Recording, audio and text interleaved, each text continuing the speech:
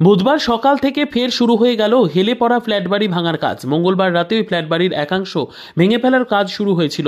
বুধের সকালেও পুরোদমে কাজে লেগে পড়েছেন পুরসভার কর্মীরা। পৌঁছেছেন 97 নম্বর ওয়ার্ডের কাউন্সিলর তথা যাদবপুরের বিধায়ক দেবব্রত মজুমদারও। স্থানীয়দের একাংশের দাবি, মাসখানেক আগে ওই ফ্ল্যাট বাড়িতে ফাটল দেখা গিয়েছিল। তারপর থেকে বিপজ্জনকভাবে হেলে পড়েছিল বাড়িটি। গত 17 ডিসেম্বর শুরু হয় বাড়ি সোজা করার প্রক্রিয়া। সেই সময় পুর কর্তৃপক্ষের তরফে ওই ফ্ল্যাটের বাসিন্দাদের সরিয়ে নিয়ে যাওয়া হয়। বাসিন্দাদের অভিযোগ, বছর 10 থেকে 12 আগে জলাভূমি ভরাট করে বেআইনিভাবে ওই বহুতল নির্মাণ করা হয়েছিল। চারতলা বাড়ি নির্মাণের অনুমোদনও ছিল না বলে অভিযোগ করেছেন তারা। এ প্রসঙ্গে দেবব্রত বলেন, এই বাড়ির আদৌ কোনো অনুমোদন প্রাপ্ত প্ল্যান রয়েছে কিনা আমার সন্দেহ আছে। সম্প্রতি হরিয়ানার এক সংস্থার সাহায্যে বাড়িটি লিফট করার চেষ্টা চলছিল। এই ধরনের কাজের ক্ষেত্রে অনুমতি নিতে হয়, সেই অনুমতিও নেওয়া হয়নি। তাহলে পুরসভা কি করছিল? দেবব্রতর উত্তর, এটা কলোনি এলাকা। কলোনি এলাকায় কোনো ফ্ল্যাট বাড়ি অনুমোদন নেই। সিপিএম আমলে এমন অনেক বাড়ি তৈরি হয়েছিল। রাতেই এ নিয়ে এফআইআর দায়ের হয় নেতাজি নগর থানায়। শুরু হয় বাড়ি ভাঙার প্রক্রিয়া। ঘটনার পর থেকে ওই বহুতলের প্রমোটার সুভাষ রায় ফেরার, তার খোঁজ চলছে। আমলে মানে 90-এর শেষের দশকেও কলকাতায় রাজ্য বিধানসভায় বিল এসেছিল, যে বিলে বলা হয়েছিল, যতদূর সময় আমার এখন ডেটটা মনে নেই, এই ডেটের মধ্যে যারা অ্যাপ্লাই করবে তাদের সবাইকে কলোনিতে রেগুলারাইজ করে দেওয়া হবে। এই বিলও বিধানসভায় এসেছিল।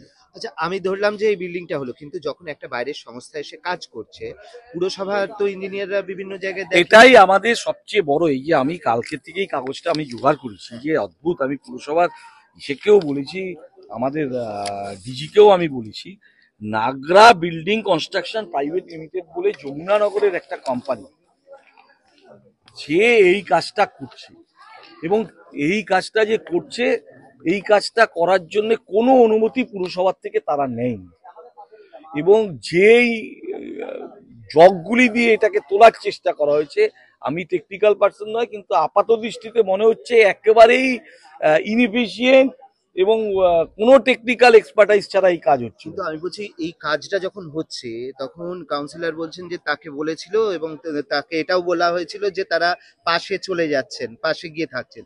তো এই যখন কাজটা হচ্ছে তখন পুরসভা বাধা দিতে পারতো না? কাউকে জানাইনি। একটু ইস্যু হলো, কাউন্সিলরও জানে না, কাউকে জানায়নি। কারণ এই বাড়ির লোকগুলোকেও আমরা জিজ্ঞেস করেছিলাম যে এত বড় কাজ করলেন, মানে এই যে এখানে আছে 8 জন মিলে সই করেছে, ইনক্লুডিং ডেভেলপার, যে এই কাজটা করছেন আপনারা, এত বড় একটা কাজ করছেন, কাউন্সিলরকে জানাননি, পৌরসভাকে জানাননি, কিভাবে কাজটা করছে?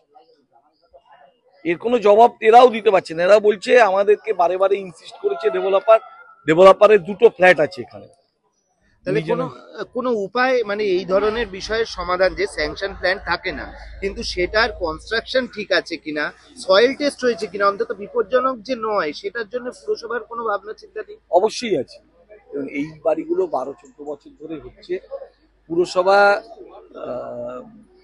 আমরা এখন একটা, আপনারাও দেখেছেন যে কলকাতা পুরসভায় আমরা বিল্ডিং রুল রিল্যাক্সেশন করার এবং বিভিন্ন জায়গায় ছোট ছোট জমিতে আমি মাননীয় মহানগরিক এবং মাননীয় মুখ্যমন্ত্রীকে ধন্যবাদ জানাবো। ইতিমধ্যেই আমরা 8-10টা, কারো 13-14 ছটাক জমি, কারো 12 ছটাক জমি, কারো 1.5 ছটাক জমি, 3 কাঠা পর্যন্ত জমিতে যারা 3 তলা বাড়ি করছে হাইটে, তাদেরকে আমরা রুল রিল্যাক্সেশন করে বাড়ি তৈরি করার মতন জমা দিয়েছে।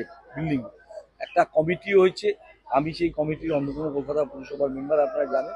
আমরা চেষ্টা করছি যাতে কলোনি অঞ্চলে কিছুটা রুল রিল্যাক্সেশন, 1.5 কাঠা জমিতে যদি স্ট্যান্ডার্ড ছাড় দিয়ে বাড়ি তৈরি করতে হয়, তাহলে যাদের 3-4 ভাই তারা কোনোদিন থাকতে পারবে না। মানবিক দিকটাকে যারা না দেখে, এই সিপিএম বিজেপির মতন যারা আজকে ঝান্ডা নিয়ে এসে মিছিল করছেন, মিছিল করা খুব সোজা। আমি ওদেরকে বলেছি, আমি সবাইকে আপনাদেরকেও বলবো, এটা এখন দেখাচ্ছেন মিতালিদির দিকে আঙুল তুলছে, আমাদের দিকে আঙুল তুলছে, অবশ্যই তোলা উচিত, কারণ জনপ্রতিনিধি হিসেবে আমাদের দায় দায়িত্ব আছে, আমি অস্বীকার করছি না। আপনি যদি বলেন বিধায়ক হিসাবে হচ্ছে, একটু আপনার চোখের সামনে হচ্ছে, আমি সব জায়গায় বাধা দিতে পারছি না, বা মানবিকভাবে বাধা দেওয়ার মতন অবস্থাও নেই। আমি তো সোজাসুজি বলছি, আমি কলোনির লোক, কেউ 12 ছটাকে একটা নিজের দোতলা বাড়ি করবে, তার স্যাংশনের জন্য আমি ইনসিস্ট করতে পারছি না, সে থাকবে কোথায়? 4 ভাই 5 ভাই 6 ভাই, আমাদের মানবিক দিক দিয়ে তো ভাবতে হবে কিছু একটা। আমিরা তো প্রতিবাদ মিছিল করছে। শুনুন, আমি সেটাই বলছি, এখান থেকে 200 মিটার দূরে যান, কলতান বলে 101 নম্বর ওয়ার্ডে কমিউনিটি হল, অত বড় কমিউনিটি হল, জমি সরকারের না, কারো জমি না, পুরো বেআইনি নির্মাণ। উদ্বোধক হিসাবে নাম আছে বিকাশ ভট্টাচার্যের, পয়সা তুলে খাচ্ছে ওরা ওখান থেকে। আমরা তো দায়িত্ব নিয়ে বলছি এখানে সিপিএম এর যে কটা পার্টি অফিস আছে সব কটা বেআইনি। আর সিপিএম এর দম থাকলে কলোনিতে দাঁড়িয়ে বলুক যে কলোনিতে কোনো মানুষকে আমরা বেআইনি করতে দেবো না। দম থাকলে বলুক সিপিএম। আমি তো রাজনীতি করছি, আমি বলছি যতক্ষণ না বিল্ডিং রুল রিল্যাক্সেশন করা যাবে কলোনির মানুষগুলোকে আমরা সব ছেড়ে ওপার বাংলা থেকে এপার বাংলায় এসেছিলাম। মমতা দিয়ে আমাদেরকে দলিল দিয়ে সম্মান দিয়েছিল। মানুষকে আগে বাঁচতে দিতে হবে। এক কাঠা জমি, 14 ছটাক জমি, 12 ছটাক জমি, আমাদের তো কেউ এই পরিস্থিতির জন্য আমরা দায়ী নই।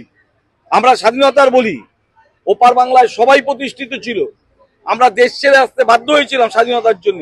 আজকে কলোনির মানুষকে, কলোনির গরিব মানুষকে অপমান করার অধিকার কারণেই সবাই যে আমরা বারে বারে বলছি ভাই জমি দিয়েছে মমতা দি। বিদ্যা, ব্যবসা, চাকরি, জটক বিচার, বিবাহ, পারিবারিক অশান্তি, সন্তান লাভ, বাস্তু সমস্যা, আরো যে কোনো সমস্যার সমাধানের একমাত্র সেরা ঠিকানা জ্যোতিষী প্রসাদ রায়। আর দেরি না করে আজই চলে আসুন প্রসাদ রায়ের কাছে। আমাদের ঠিকানা RC80 Bengal Ambuja city centre, Durgapur 16, near Jorhat rotary. Phone নম্বর 7407250555 অথবা 9064620444।